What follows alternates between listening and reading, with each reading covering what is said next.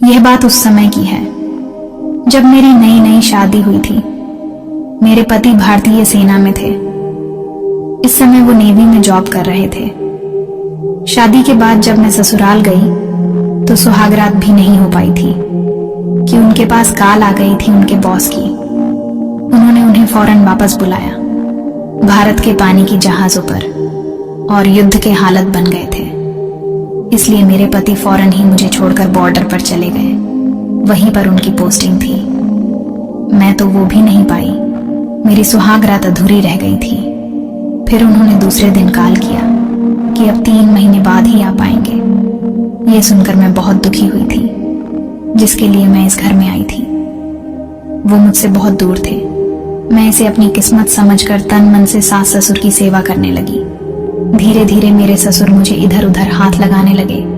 वो भी नेवी में थे और कैप्टन के पद पर रिटायर हुए थे।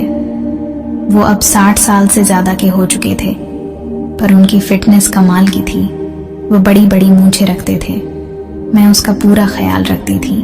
मुझे ये बात पता थी कि उसकी नीयत मुझ पर काफी समय से है।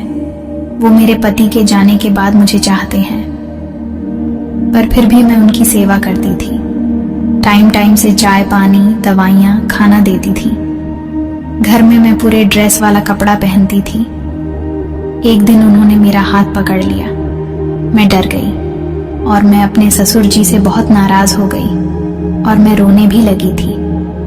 मैंने नाराज होकर कहा, आपकी शिकायत मैं पति से करूंगी। मेरी बात सुनकर ससुर जी बोले, तुझे जो करना है कर ले, मैं एक दिन वो लेकर ही रहूंगा। तू उसके लिए ही मेरे घर आई है। तेरे पर हमारा अधिकार है। मेरा बेटा नहीं है तो क्या हुआ, मैं तो हूं ना। अब उनकी बात सुनकर मैं तेज तेज रोने लगी। इस वजह से शायद रहम करके उन्होंने मुझे छोड़ दिया। उस दिन वाली घटना की वजह से मैं अपने ससुर से सावधान रहने लगी थी। मुझे पता था कि ये सांप कभी भी मुझे डस सकता है, कभी भी वो मेरा जबरदस्ती काम लगा सकते हैं। इसलिए मैं बच के रहने लगी थी। इस तरह से 3 महीना गुजर गया था। मैं खुश थी कि अब मेरे पति घर आएंगे।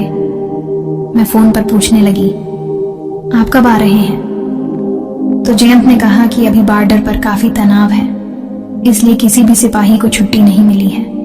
अभी 2-3 महीने बाद ही आ पाऊंगा। ये सुनकर मैं बहुत दुखी हो गई थी। उधर मेरे ससुर जी बार बार मर रहे थे। एक दिन मेरी सास डॉक्टर के पास दवा लेने गई थी। ससुर जी मुझे अकेला पा लिए और आकर पकड़ लिए। उस समय मैं गैस पर खाना बना रही थी। अरे डरो मत बहू, मैं तो तुमसे बहुत मोहब्बत करता हूं, बस थोड़ा सा प्यार तुम भी करो, ससुर जी बोले, और उन्होंने गैस बंद कर दी, जिससे वो मेरे साथ थोड़ा फ्री हो गए। फिर ससुर जी मुझे सीधा अपने रूम में ले जाने लगे। मैंने चीख कर कहा कि छोड़िए मुझे, वरना मैं हल्ला मचाऊंगी। तू कुछ भी कर ले, पर आज तुझे वो देकर ही रहूंगा। वो कहने लगे। अब मैं खामोश हो गई, क्योंकि मुझे पता था कि इस समय कुछ नहीं हो सकता। फिर वो सबके ससुर जी चले गए और वॉशरूम में जाकर नहाने लगे। फिर उन्होंने पूरा 1 महीना तक मुझे परेशान नहीं किया।